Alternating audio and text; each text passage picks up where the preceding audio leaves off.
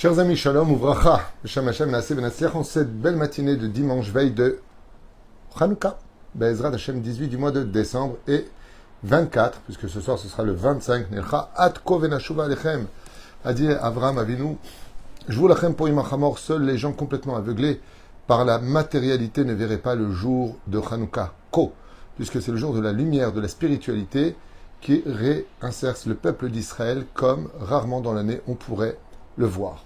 Nous avons un Shur Be'ezrat Hashem Barach V'Itale Shmulad, acheté aujourd'hui par, dans notre liste, juste un instant, Eli Trabelsi pour une bonne parnassa, donc de toutes les familles Trabelsi et Zerbib, réussite, santé et bonheur. Bracha B'Atzlacha B'chol Maaseh Yadechem Tzadik, jusqu'à les Shuot V'Nechamot B'Atzlacha B'chol Maaseh Yadechem. Merci d'avoir acheté ce Shiur avec votre permission. On citera aujourd'hui aussi les Nishmat de Moshe ben Aziza, Yeruah Hashem Tenachenu Began Eden Elion, Bechol Eshorvim Imo Bichlal, Arachamiot Selochot Vechen, Yeratzon Ramen, et en même temps notre liste que nous avons déjà citée ce matin.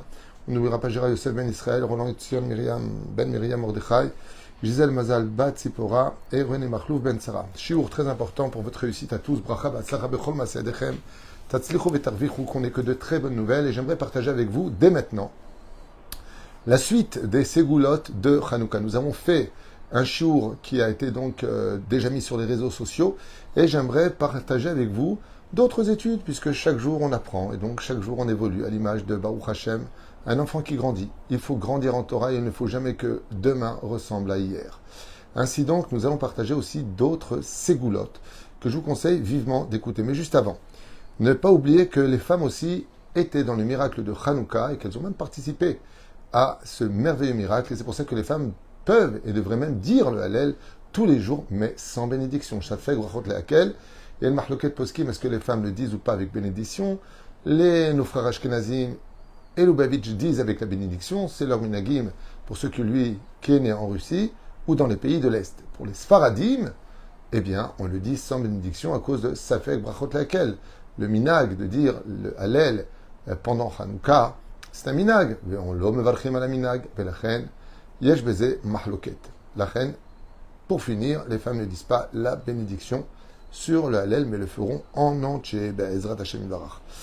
Une très grande ségoula est de récupérer les 44 mèches que nous allons brûler pendant les 8 jours de Hanouka, de ne pas les jeter, ces mèches, de les mettre dans une boîte.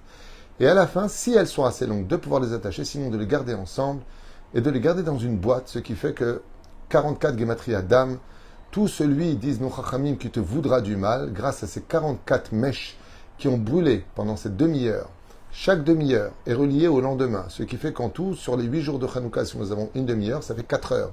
Ces 4 heures correspondent au Yudke Vavke. Le nom de Dieu descend pendant cette demi-heure, et donc il faut la compléter, chaque jour vient compléter l'autre, Ezrat Hashem Yitbarach. Et ainsi donc, grâce à cela, l'homme gagnera sur ses chemins, ses procès et autres, grâce à l'allumage des bougies de Hanouka, pendant cette demi-heure, surtout s'il était présent pendant cette demi-heure à regarder ces flammes, Bezrat Hashem, danser au rythme de la Kedusha des yeux des enfants d'Israël. Ok, une ségoula de retenue. Une des ségoulottes aussi les plus importantes qui va intéresser beaucoup de garçons et filles, le Zivug Agun. Les filles à Ben Ishraï. Le Ben Ishraï nous dit comme ça que pendant les 8 jours de Hanouka, pendant cette demi-heure, alors la demi-heure, c'est vrai que le meilleur moment pour allumer les bougies de Hanouka, c'est dès la tombée des étoiles, c'est-à-dire Tzetakochavim. Mais si une personne allume les bougies à 8 heures, à 9 heures, à 10 heures, la demi-heure commence, puisque la demi-heure est valable selon l'halakha pour tous les moments. Seulement, il y a un moment propice, qui est beaucoup plus important, c'est Tzetakochavim, et puis à part cela, comme a dit quelqu'un, mais on rentre tous à 8h30 à la maison, à 20h30 en Israël, il fait déjà nuit depuis longtemps, alors quoi, on a raté? Non, Badaï Shelo. Et quand tu vas allumer les bougies de Hanouka, alors sache que la demi-heure va commencer aussi pour toi, que la Shrina s'y installera. Et pendant cette demi-heure, le Ben Ishraï nous dit, ne rate pas l'occasion, peu importe l'âge que tu as, peu importe dans quel état tu es, ne rate pas l'occasion de prier pendant cette demi-heure, après bien entendu avoir fait les Teilim, les Ségoulottes, qui sont marqués dans tous les Sidurim de la fête de Hanouka, de prier pour un très bon Zivug Agun, car il y a un lien très précis entre les bougies de Hanouka et le fait de se marier. Tout comme Be'ezrat Hashem, le shamash est là pour servir la kala du jour. De la même façon, le shamash est la bougie avec laquelle on allume les autres nérotes. Be'ezrat Hashem sera une ségoula pour que le conjoint retrouve, Bezrat Hashem, sa colombe. Vous l'avez bien compris. Le Chida Akadosh dit Tov Tfilot Echad Bilvad. Alors le Chida Akadosh, lui, il nous dit c'est vrai que les moments sont extraordinaires, puisque pendant la demi-heure de l'allumage des bougies, et peu importe à quelle heure tu l'allumes, c'est Tranoukia, le mieux c'est Tzedakot Chavim, comme on vient de le dire, et celui l'allumer plus tard, c'est valable aussi. Eh bien, de cette même façon, sauf si tu repousserais Chazve Shalom, l'allumage à Tzedakot Chavim, parce qu'il y aura un match de foot. Ça voudrait vraiment dire que les Grecs l'ont emporté, une fois de plus, dans cette génération. Et Fumtsara Gra. Donc le Chida, il dit, c'est vrai que c'est un moment propice où les 7 cieux s'ouvrent pour la prière, mais il est préférable de demander une seule chose. Alors, Yesh Rolkim, il y en a qui disent tu peux demander plein de choses, parce qu'il y a eu beaucoup de nissim, à la Porkam, à la Gibrol, à la Teshuot, Nachon, Rabbim, Be'ad Me'atim, Tme'im, Be'ad Teorim, Reshaim, Be'ad Tzadikim. Tu vois bien qu'il y a beaucoup de choses qui ont été faites. Il y en a qui disent tu peux demander beaucoup de choses. Il y en a qui disent pendant 8 jours, demande une chose. Ok. Tov, la tête Tzedaka Miyad. Alors, ça, c'est une ségoula qu'on avait déjà citée, mais j'ai retrouvé encore dans mes études. Très important, une fois que tu as fini d'allumer la menorah, la Hanouka, si vous préférez, eh bien, de mettre de la tzedaka que tu donneras à un pauvre le lendemain, avec l'aide d'Hachem. Rabbi Chaim Ipalaji alav Hashem kotev, shekol mi shemevarech et shlosh tabrachot. Alors écoutez bien cet enseignement de mon Reno arabe, qui était grand rabbin de Turquie, Rabbi Chaim Ipalaji. Lui nous dit, avec un clin d'œil sympathique, sache une chose. Le premier soir, donc ce soir, en prononçant les 3 bénédictions, Likne Chanukah, Sha'asanissim et Shechianu, surtout pour la bénédiction de Shechianu, de le dire avec toutes les kavanotes, de toute ton âme et de tout ton cœur. Rabbi Chaim Palaji, il dit, tu diras Shechianu toute l'année. Mazotomeret, il dit cette ségoula de le dire avec tellement d'enthousiasme, alors que les nations du monde regarderont, eux, le mondial. Toi, ce soir, à ce moment-là, de toute ton âme, tu vas dire Shechianu vekimanu veigianu lazemanazé. Sache que Be'ezrat Hashem, ça te donnera de la joie pour toute l'année de l'avoir dit.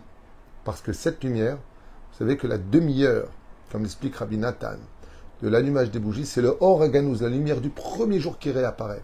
Et si tu le dis avec émotion, enthousiasme, joie, et de qui plus est, intention des mots, eh bien tu vas prendre cette lumière du premier jour et tu vas l'emmener pour 364 jours pendant l'année.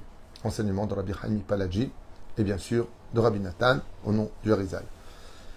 Et on finira avec une dernière ségoula pour aujourd'hui, pour ce shir en tout cas, qui est une des ségoulottes les plus connues de tous. Beaucoup de gens m'ont dit pourquoi vous n'avez pas parlé dans le premier cours. Alors je vais vous répondre maintenant. C'est le fameux pétek que nous avons l'habitude de mettre sous la Hanoukia, et il y en a qui le mettent entre les branches de la Hanoukia. Effectivement, il existe un minag qui est référencé par pas mal de livres, ceci étant, qui dit comme ça, Bener Shmini Shel Hanouka, Lassim Petek Bechanoukia. Le 8e jour, vous savez que le 8e jour est le jour le plus important des 8 jours de Hanouka, de prendre une lettre sur laquelle vous allez marquer par contre toutes vos demandes pour l'année. Prenez une lettre. Vous allez marquer là-bas, Bezrat Hashem, que mes enfants ils se marient, qu'on ait une grosse parnassa, qu'on fasse l'aller en Israël, que tout ce que tu veux, tu marques là-bas, Bezrat Hashem. Une fois que c'est fait, il va falloir d'ailleurs marquer quoi sur cette lettre? Alors il y a une chose que les gens ne savent peut-être pas, mais avant de marquer vos prières, il faudra marquer comme ça, Mina mitzar karatiya aneni bamevchar-ya. Donc c'est un verset des Teilim, Min hametzar, de mon malheur, Keratiya, je t'ai appelé moi Hachem, Aneni Bamerhavya. Et toi donc, Dieu, de ta grandeur, ta largesse, tu me réponds. On commence par ça en haut de la lettre. Donc je répète, Minametzar Karatiya, Aneni Bamerhavya. Vous tapez ça sur l'ordinateur et vous dira, Bezrat Hashem, comment l'écrire, il n'y a pas de problème. Ve'as kodvim et kol abakashot shel kol hashana. Et là-bas, après que tu auras écrit ce verset-là, tu mets Bassad en haut, Bet Samer Girshain Dalet, et tu pourras écrire tes demandes. Ensuite, alors je vous lis exactement comment c'est marqué. Ve'az kodvim et kol abakashot shel hashana. Ve'az, quand les bougies vont s'éteindre, Mashirim et Apetek, alors ce mot-là, je traduis directement, il faut le plier ensuite et le mettre sous la Hanouka pour toute l'année. On le laisse là-bas pour que l'influence des demi-heures où la shrina est descendue sur les Hanoukiot lise et en fin de compte, si je fais un récapitulatif, c'est un peu comme mettre un mot au kotel. Au lieu de le mettre au kotel, on le met. Alors il y en a qui m'ont dit qu'ils le mettaient entre les branches, il y en a qui le mettent sous la Hanouka. Qu'est-ce qu'on fait donc du pétek de l'an dernier? Eh bien, on le base, Nigmar, à partir du moment où c'est fini. Alors qui le font le premier soir, cette ségoula, il y en a qui le mettent le premier soir, ils enlèvent le pétek et ils mettent un nouveau pétek. Mais de ce que j'ai lu dans mes livres, on laisse le pétek jusqu'à la fin de Hanouka, et le 8e jour, on retire celui de l'an dernier et on place celui de la nouvelle année qui arrive, puisque Hanouka, la Hanouka que nous avons, Hanouka, la fête de Hanouka, redémarre l'année pour une année de lumière. On a déjà été jugé, certes, à Rosh Hashanah, à Kippour, mais il faut savoir que Rosh Hashanah et Kippour se redonnent rendez-vous dans la lumière du premier jour pour lequel Dieu avait créé le monde pour lui faire que du bien, mais à cause de nos fautes, on subit 6000 ans de tikkunim. La reine Bezrat Hashem, profitez bien d'écrire vos bakashot de façon claire. En français, je comprends, ne vous inquiétez pas, en hébreu, en chinois, en arabe, ce que vous voulez. Marquez vos bakashot et vous laisserez ce petit mot plié bien discrètement sous la Hanoukia toute l'année durant. Même si vous l'avez ou vous nettoyez en dessous, vous remettez ce pétek-là que vous jetterez quand il sera remplacé par un autre pétek. Ou si vous avez déjà eu toutes vos demandes, eh bien, vous pourrez le jeter en remerciant Akadosh Baruch Hu. Ceci étant, beaucoup de gens disent qu'ils ont vu des miracles avec cette ségoula, et d'autres disent qu'il ne s'est rien passé. Réponse, des fois il faut plus que 8 jours d'une Hanoukia pour pouvoir obtenir des choses qui sont coincées dans le ciel. En yushklal baolam, et s'il vient nous enseigner un message, un merveilleux signe du ciel, un clin d'œil de Dieu lui-même pendant la fête de Hanouka, c'est que vraiment le désespoir n'existe pas et que tout ce qui paraît impossible aujourd'hui pourrait quand même devenir possible. Mais attention, n'oublions jamais un détail, c'est que combien même la flamme brille de par son énergie, ce qui va lui donner vie plus que tout, c'est la foi qu'on y mettra. Et donc, des fois on demande des choses à Dieu mais on n'y croit pas. C'est comme quelqu'un qui sort en guerre mais il ne croit pas qu'il va gagner, il se lèche des à abattre avant même de sortir son épée de son fourreau. Ainsi donc, quand on allume les bougies de Hanouka et qu'on a fait ce qu'il fallait faire, n'oubliez pas que l'énergie qui va donner la vie et la réalité à nos attentes, c'est la foi qu'on y mettra. Alors quand vous marquerez là-bas, vous viendrez, Bezrat Hashem, bonne parnassa, montrer en Israël un bon zivoug, un enfant cette année, tout ce que vous désirez, n'oubliez pas aussi d'y mettre l'élément principal, c'est d'y croire. Car comme je l'ai souvent enseigné, plutôt partagé, car il n'y a rien de moi, je suis un perroquet qui transmet mon étude, le peu d'études que j'ai, je le transmets. Nos sages nous disent, Dieu n'a de limites que là où on les lui met. C'est-à-dire que si tu ne crois pas, pourquoi tu veux que Dieu y croit? Mais si tu fais vraiment confiance en Dieu, t'inquiète pas, ton khatan, il peut venir jusqu'à ta porte et te dire bonjour, vous vous appelez comment? Et commencera une belle histoire d'amour, Kedat Moshe Israël. Chag Sameach, Bezrat Hashem, et qu'on en finisse vite avec cette histoire du mondial qui commence en même temps que l'allumage des bougies. C'est devenu la question principale de cette année. Chose qui m'épate un peu, je vous dis franchement, je pensais que c'était une blague la première fois qu'on m'en avait parlé. Non, c'est pas une blague. Et les gens sont encore, quelqu'un m'a écrit que j'aime beaucoup. Est-ce qu'on peut allumer les bougies de Hanouka et regarder directement après le match de foot? Ouais, si tu veux, l'allumage a été fait, tu peux. Mais est-ce que c'est digne de la fête de Hanouka? Ça veut dire que tu quittes les Hashmonaïm pour aller avec les Yevanim? C'est un peu bizarre. Ma réponse, comme je lui ai dit, ça dépend du niveau que tu veux avoir pour cette année. Si tu es quelqu'un d'à peine traditionnaliste, qui ne fait même pas tes prières, Baruch Hashem, t'allumer les bougies, allez, va voir ton foot. Allez. Si tu es quelqu'un de pieux, quelqu'un d'Iré Shamaïm, tu sais que Dieu existe, tu sais l'importance de la Hanouka. Tu sais combien de fois, s'il y a un but, ils vont le repasser, repasser pendant toute l'année. Téléfoot, et patifoot, et pardabobo. Qu'est-ce qu'on a à faire? On dirait que le monde, il tient sur ça.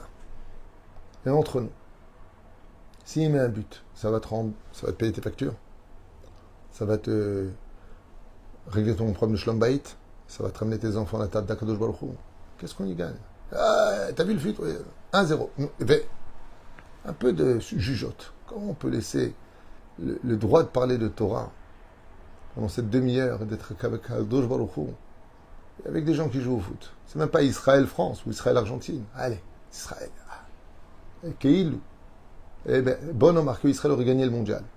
Imaginons. Et alors? Est-ce que vous imaginez qu'après la mort, on va poser la question, est-ce que tu as regardé le mondial?